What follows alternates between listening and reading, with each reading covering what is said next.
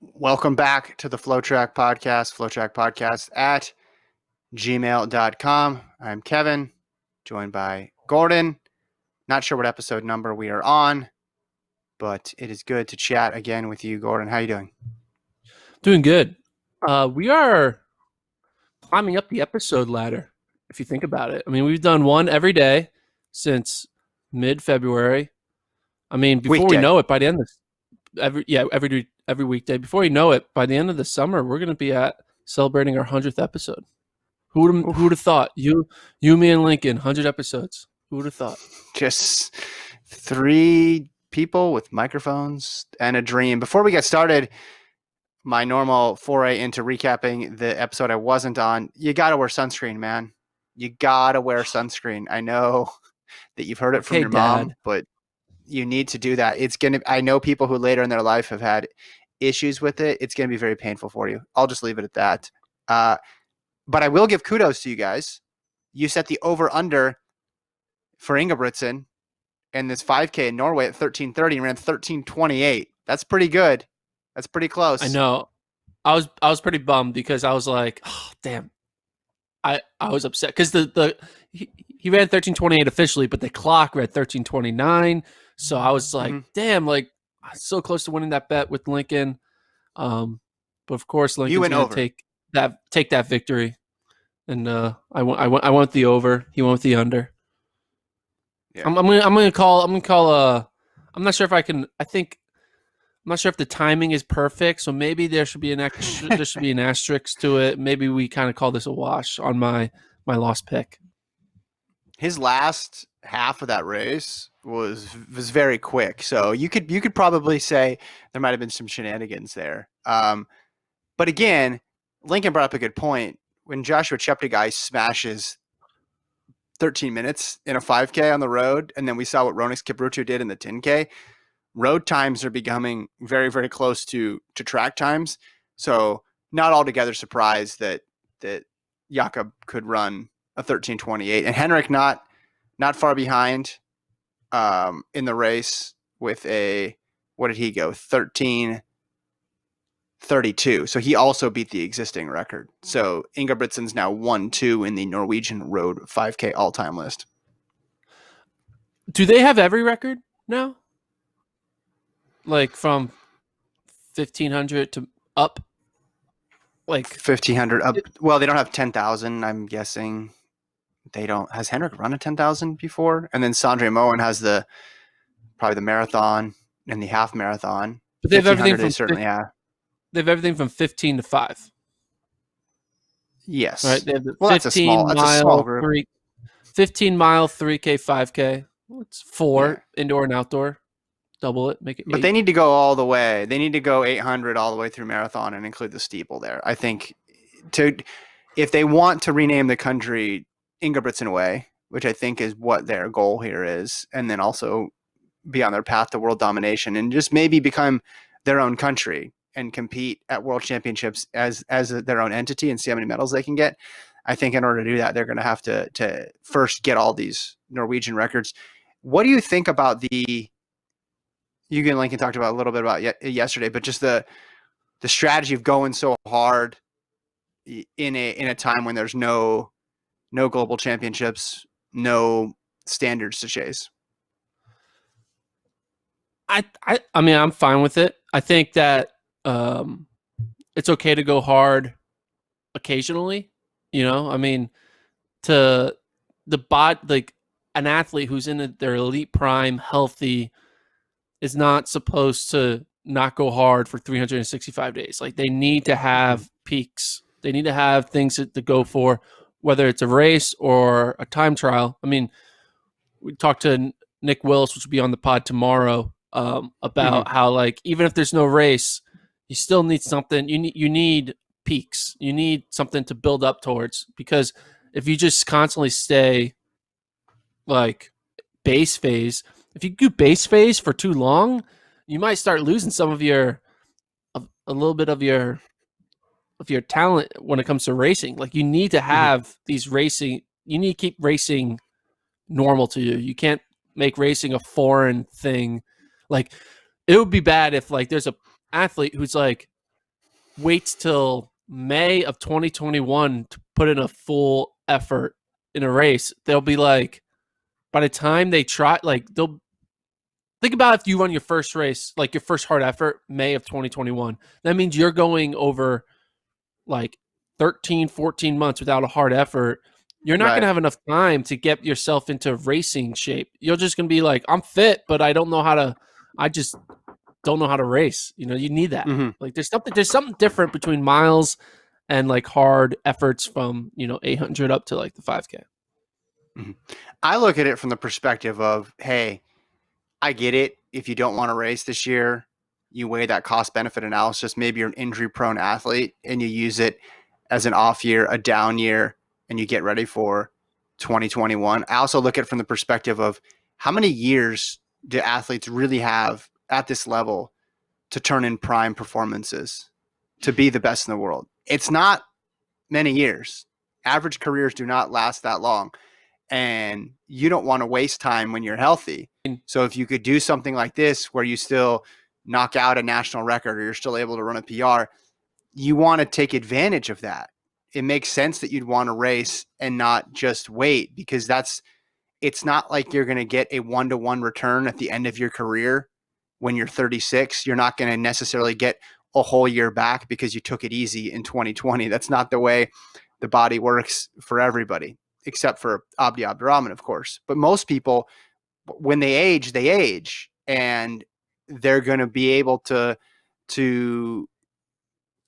they're not going to want to look back at 2020 and say, well, man, that was like, I was 25 that year, or I was 21 that year, or I was feeling really, really good. I ran really well the year before and I ran really well the year after.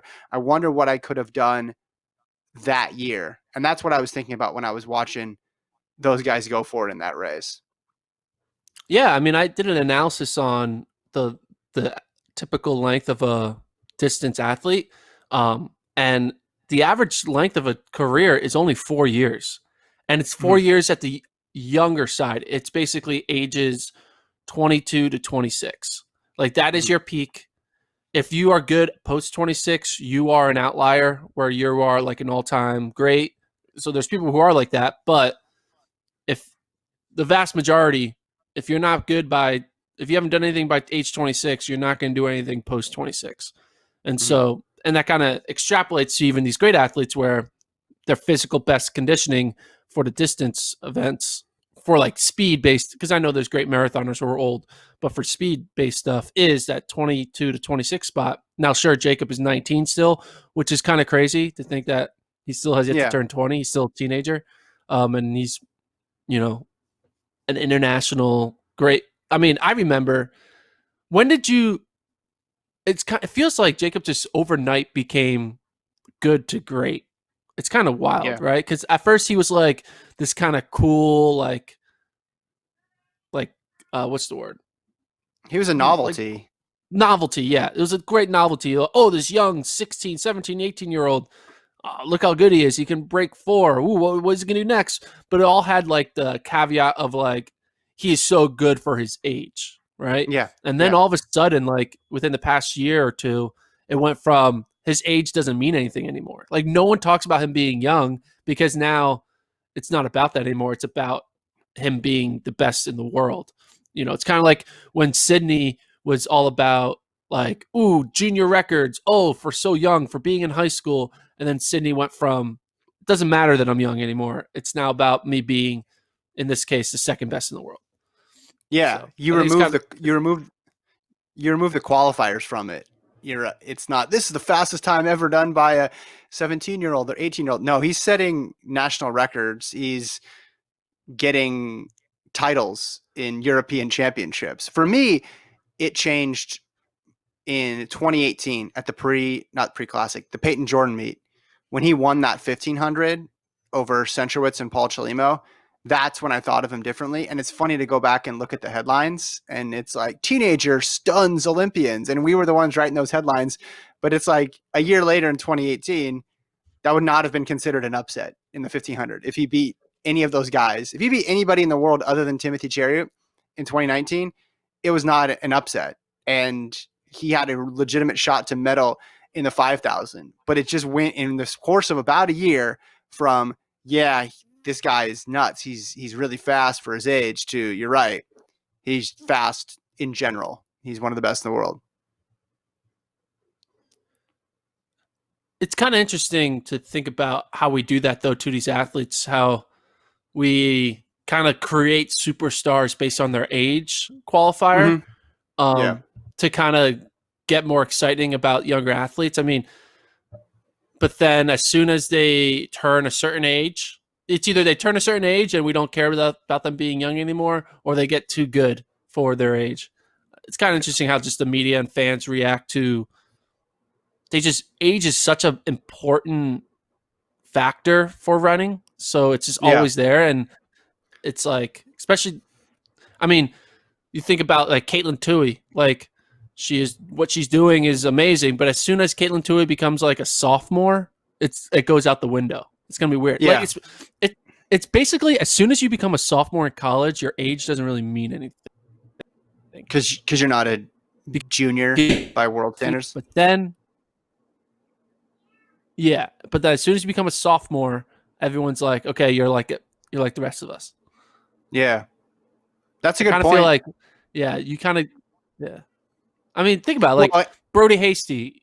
He was all over the internet constantly, like Brody Hasty mania, this, that, and that. When he was in high school, as a junior, he was almost breaking 4. Then his senior year was all about, can he break 4? Then his freshman year, he was the freshman, and everyone talked about it. But as soon as he became a sophomore, he was just like a good runner. Even though he didn't get worse, he got even better. But he just became, the expectation of a sophomore versus a freshman or high school kid is just so different. Well, the field gets leveled, I think. And he's a perfect example of someone who's not at the Toohey level of greatness in high school, but still one of the fastest high school kids of all time. And then the moment he steps on a college campus, he just is seen as a college student. How many we know how many high school kids have broken 4 in the mile. How many college freshmen have broken 4 in the mile? That's not a stat that anybody keeps for this exact reason. And it's kind of interesting how we have that, even though it's only a few days difference, right? Like, right. It's sometimes they're younger because because most high school kids are probably breaking 4 late spring, early summer. You could argue, right? And then most freshmen are probably breaking 4 freshman year, winter. So it's less than a year. It's like 6 months difference. And all of a sudden, it's like, who cares? You're 6 months older. It's not important. No. And I think within the running world in general, we overqualify performances. We put, this is the fastest time in March, or this is the fastest 3rd place finish. And then we also do it, as you mentioned before, with age, right? So the sooner we can get rid of those things, I think the better. And the better person, like if Sydney McLaughlin ran a world record when she was 17 years old, the headline is Sydney McLaughlin runs a world record. It's not Sydney McLaughlin sets a world junior record, right? Like it supersedes those performances.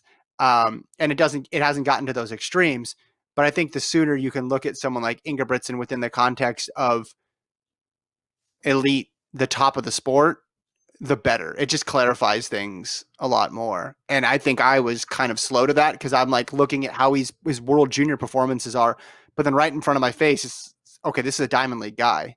This is a potential medalist. Forget all these U18, U19 marks.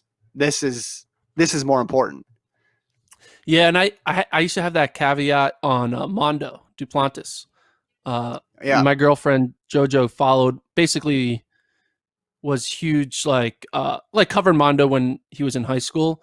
And Mondo's, I'm not sure if he changed his Twitter bio. Let me check. Mondo Duplantis. Oh, he did every year he broke the world record for that age group, his all age group world records. Yeah. Let's see if he still has that. So he's a perfect example because he was the king of like, I'm really good for my age. Yeah, it's gone. So his Twitter bio used to say 6-year-old world record holder, 7-year-old world record holder, 8-year-old. And it was like every year. I think he didn't have the 17-year-old world record or something like that. but he had like everything. But now that all means nothing because now he's just the world record holder. It's kind of and the ultimate garden clash champion. And the ultimate garden clash champion. But I remember like when I first heard about him when he was like a sophomore or junior, I was kind of like, that's cool. Yeah, you're the greatest pole vaulter ever under age 16. Cool. Yeah. Like I was just not impressed. And I was like, this is a reach in my mind. And then it wasn't until he started like being good against the pros and beating the Sam Kendrickses and the Ronald Levinini. There you go. Right? You got there. Yeah. That's when I started being like, oh, okay. It's not just a gimmick. These aren't gimmick records. He's now just a legit international, vaulter. So I was wrong on I was wrong to think that he proved me wrong with bragging about his age group records the age of like 20 or 21. So when the story of his career is written, that stuff's not going to be in there that much. There might be a sentence or two about how good he was at a young age and how he started and he learned from his parents and they were great athletes and then they pass it on to him. But the majority of that story is going to be him setting world records and him winning medals. And I think that's the case with all of these people that turn into something as pros. Like if your career is one that people are going to end up writing about, they're going to be writing about it because of what you did usually after the age of 18 in track, not before. I mean, think about this, not to tie it back to basketball, but we always got to tie every Kevin Gordon pod back to basketball. But The Last Dance was a 10-hour documentary. What? 20 minutes of it was about being on the Chicago Bulls. Like he won an NCAA title. He was like, and he was great, right? But like, that's just a small part of your story. When you become an all-time great, your young years just become the exposition and don't become part of the main plot. Even though in the moment you feel like this is their main story. Like you feel like what we like right now, we think what Caitlin Tui or what Nico Young did is like, or what Drew Hunter did in high school is like the main purpose of the story. But you would think that if they have success by the time they're 35, their high school career is kind of just like it's a chapter, not the plot, Yeah. Well, the one exception I could think of would be Webb, but that's because his high school career was so good, and then he didn't get the medal as a pro. He got the American record as a pro, but he didn't have that clearly defined moment. And you could argue that the most enduring moment, not his fastest time, and he probably, I don't know if he would even say it was his best moment, but the one that stands out the most is the 353 at the pre-classic, his senior year. But you're right. Most people, Bolt was amazing as a junior, but you don't have time to talk about that because you just start in 2008 and then you go all the way through to 2016 and you talk about gold medal after gold medal and world record after world record. That's what you talk about. But he was really fast as a junior too, and that makes perfect sense. I wanted to ask you real quick, something we asked Nick Willis yesterday. Do you have a favorite mile race of all time or 1500 race? A favorite? Ooh. I mean, my favorite is it involved a mile. Was the Penn Relays 4x mile that I was on the call for with Lincoln. Stop. I mean, I'm just saying. No, it was sorry, but no, you cannot be like, oh, this is no. We've talked about this against the purity of the sport. Like they're not actually racing, but the uniqueness of it on this disgrace, the uniqueness of it, and the level. Penn Relays is a historic event, and it happening in that you'll never see something like that again.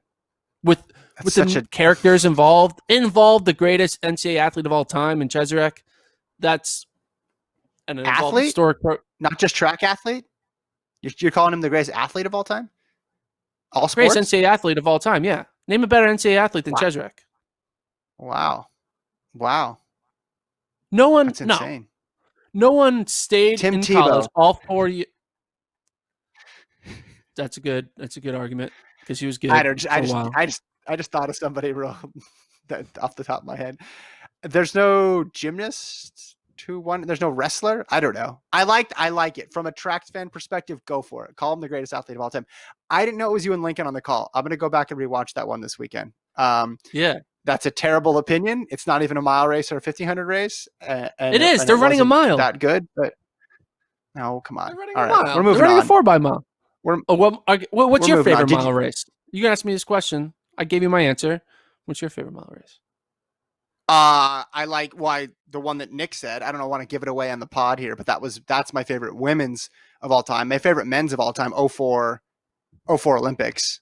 Legat and Hisham El Garouj dueling in the 1500 is great. The Webb race obviously is awesome too.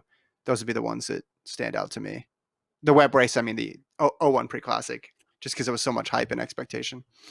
I Did do you see have Nick one Simmons? that probably I feel bad for liking because, not yet. I don't feel bad yet, but I watched it live. I was in Monaco in 2015 or 16, but the race,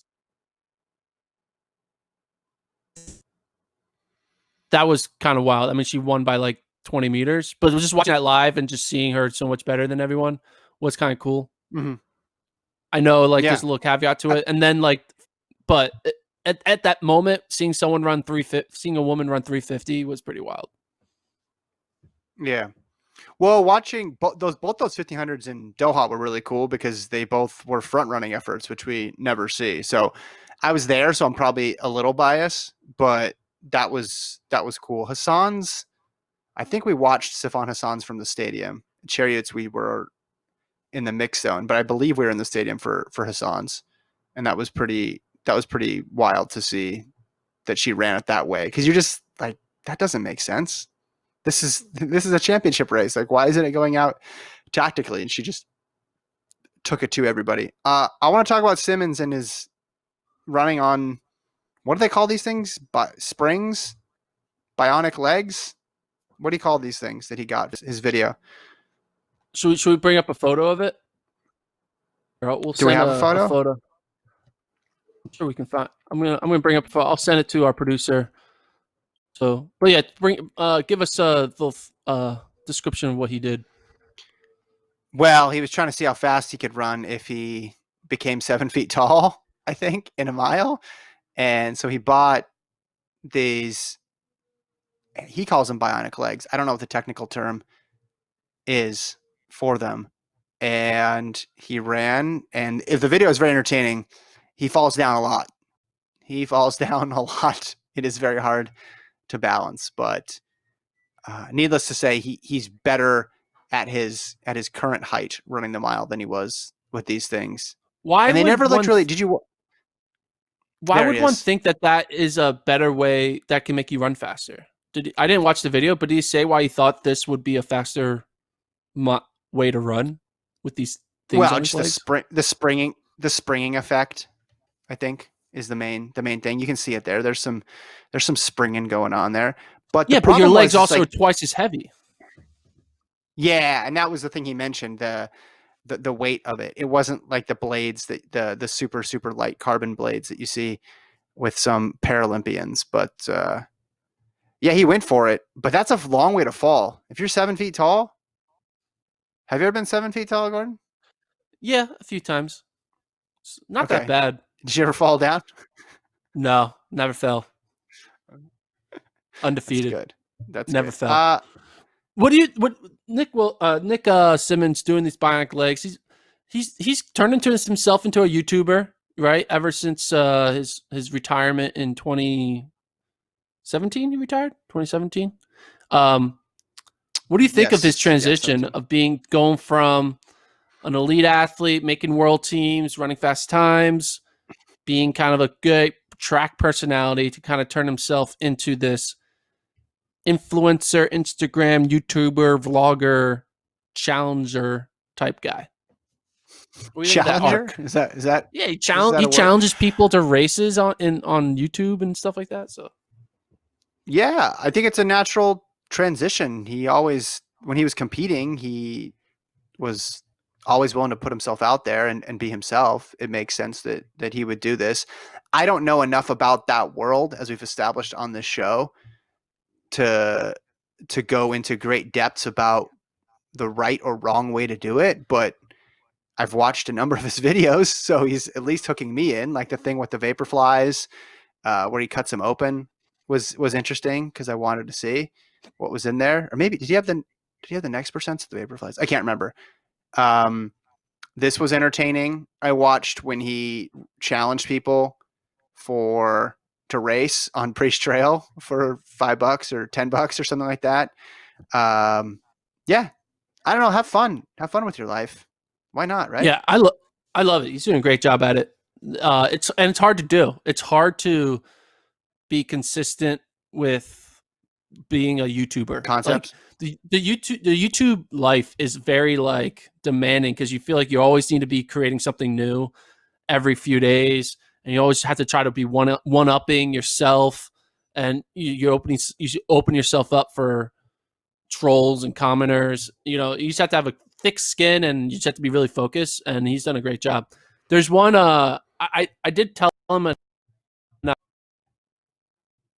the idea. You don't need to give me any credit. I'm not sure if he's done it yet, but this is what I want him to do. I want him to go to like, I guess we have to wait till quarantine is over and all that stuff went back to normal.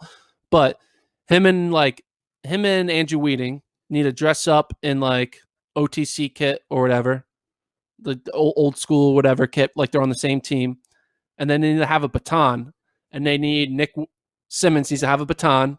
He needs to go to like a local mall. Nick Simmons needs to run up to someone who's like just standing in the mall, walking, saying, "Stick, stick, stick, take the baton."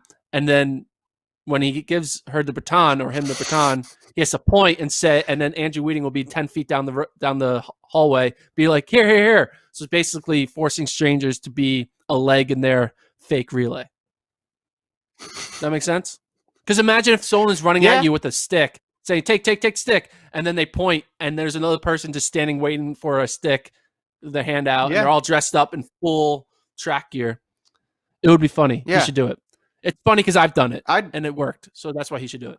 Oh, okay. So you have some experience with this. This is just a way just to shoehorn your idea. Do you want to plug your YouTube channel while we're here? Is that no. I did it for an old company. I did it for an old video company. I'm not as talented and funny as Nick, so that's why I want him to take that idea and put it on a bigger and run scale. with it. And run with it, literally. Yeah. No credit needed. What I understand about YouTube is, and I said before that I don't understand about anything about YouTube or YouTubers, is the people that are the most famous are the people who stream themselves playing video games and yelling about them in entertaining ways. And I'll never understand that, the entertainment value there. And I admit that I'm out of touch probably with a lot of that community. Well, here's the thing about YouTube. They're not the most famous. They just because YouTube is just a bunch of different audiences. It's not one audience, right? You have an audience that's very big that likes watching people watch video games, and you're not part of it. I'm not a part of it. And we think they're the most famous, but they're just the most popular in the biggest audience. But there's other people who are popular in smaller audiences who are equally as famous. It's like, so that's why. So it's actually, YouTube is not just one thing. It's like it's a group of like 50 things. And Nick has found his way to be up there in the vlogger thing, right? He's like, he's moving up the charts in the vlogger world. And so he's not competing with the video game people or like the politic people or the podcast people. I mean, we compete with the podcast people, and we're not doing a really good job because we don't put this podcast on YouTube. We put it on FloTrack, which you guys can check out, flotrack.com/podcast. What, don't we have a URL for this? You almost did it. Flotrack.org/FloTrack podcast. Shouldn't it just be flotrack.org/podcast? Okay. Instead of just /FloTrack podcast.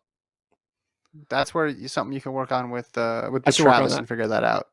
Thanks for listening, guys, to this podcast on May 21st, 2020. Remember to email the pod, flotrackpodcast@gmail.com.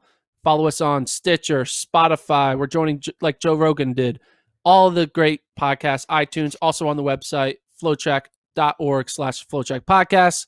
You know what the deal. You listen to it every day. We'll see you guys tomorrow.